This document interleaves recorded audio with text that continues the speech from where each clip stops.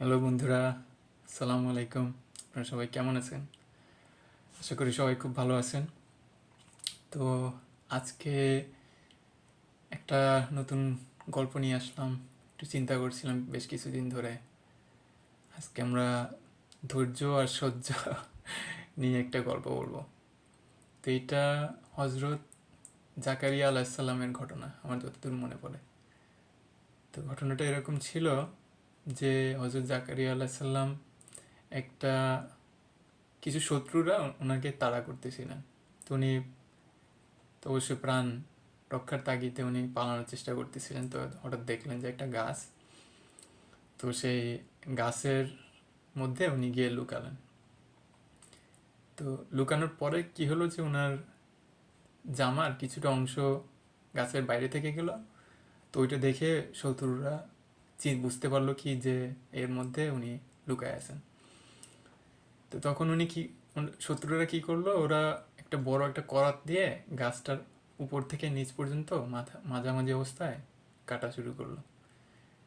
তো এই অবস্থায় আল্লাহ রব্বুল আলমিন হজরত জাকারিয়া আলাইসাল্লামকে বললেন যে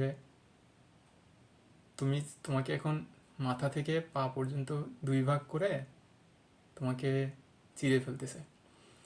তুমি যদি একটু টু শব্দ করো তাহলে তুমি মুসলমান হিসাবে তোমার মৃত্যু হবে না। তুমি আমার আমার যারা অনুসারী বা আমার তাদের গোত্রভুক্ত তুমি হবে না। তো উনি সহ্য করলেন পুরোটা মাথা থেকে একদম পা পর্যন্ত ওনার কাটলেন, এবং উনি চুপ করে সহ্য করলেন। এরপরে উনি আল্লাহর কাছে চলে গেলেন, জান্নাতবাসী হলেন। তো গল্পটা যে জন্য আমার কাছে খুব ভালো লাগে যে একটা দৃষ্টান্ত, একটা সহনশীলতার একটা দৃষ্টান্ত। হুম, এর থেকে বেশি দৃষ্টান্ত আর কি হতে পারে? একটা মানুষের মাথা থেকে পা পর্যন্ত করাত দিয়ে দুই ভাগ করে ফেলা হয়েছে, এবং তাকে বলা হয়েছে যে তুমি কোনো টু শব্দ করতে পারবে না। তার মানে যারা করাত দিয়ে কেটে ফেলতেছে ওনাকে, উনি মারা যাওয়ার সময়ও উনি তাদের ব্যাপারে কোনো রকম খারাপ চিন্তা, তাদেরকে কোনো বদদোয়া করা, এগুলো উনি কিছু করেননি। উনি শুধু সবর করছেন। উনি শুধু আল্লাহকে ডাকছেন, আল্লাহ যেখানে যা আছে, যেটা তুমি রাখছো কপালে সেটাই হবে।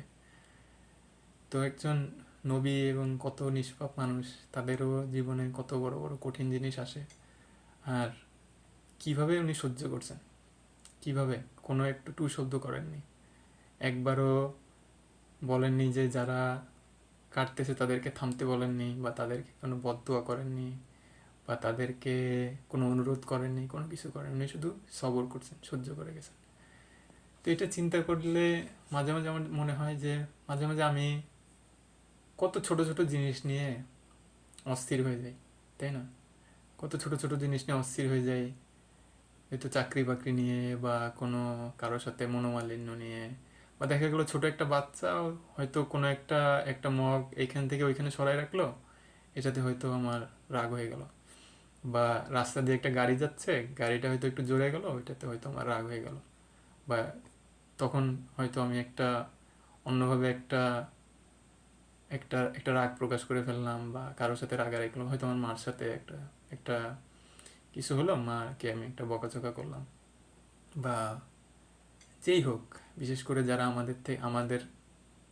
থেকে আমাদের উপরে যারা যারা আমাদের উপরে নির্ভরশীল, তাদের উপরে তো রাগ করা অনেক সহজ, তাই না?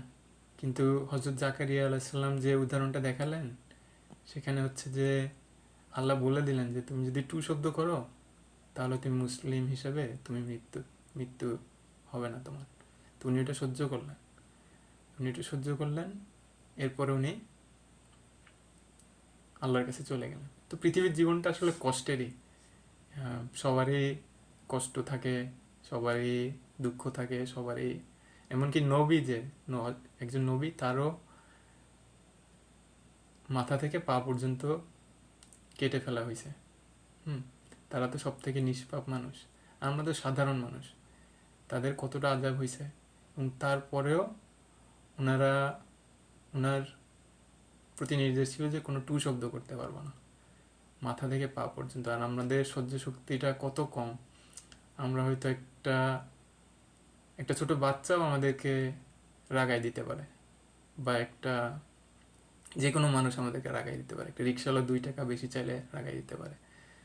তাহলে আল্লাহ তো আমাদেরকে শিখান যারা নবী আছেন তাদের জীবনের দৃষ্টান্ত দিয়ে। তাহলে আমি মাঝে মাঝে এটা চিন্তা করি যে তাহলে আমার আরও কত সহ্য ক্ষমতা কত বাড়াতে হবে, যদি আমাকে যদি কাউকে মেরেও ফেলে তাও টু শব্দ করা যাবে না, এরকম না, এরকম তাও তাও তাদের প্রতি কোনো খারাপ বদদোয়া, তাদের প্রতি কোনো খারাপ চিন্তা, তাদের প্রতি কোনো খারাপ অভিযোগ, বা তাদেরকে থামতে বলা বা কিছু না, যাক ঠিক আছে করে যাও, মারা তো যাবো, একদিন মারা যাবো, যদি আজকেই যাই, বা যখন আল্লাহ রাখছে কপালে তখন যাবো, এরকম দৃষ্টান্ত ছিল। তো এই জিনিসটা আমি চিন্তা করি মাঝে মাঝে যে পা থেকে মাথা পর্যন্ত যদি কেটে ফেলে তাও টু শব্দ করা যাবে না, এটা ছিল আল্লাহর নির্দেশ তার তার একজন নবীর উপরে।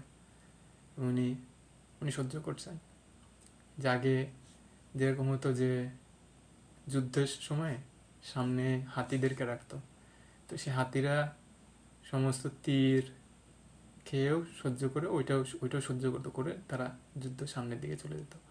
তা আমি সবার জন্য, আমার নিজের জন্য আমি এটাই দোয়া করি যেন আমাদের আল্লাহ, আমরা যেন এই হজরত জাকারিয়া আলাইহিস সালামের দৃষ্টান্তটা মনে রাখি।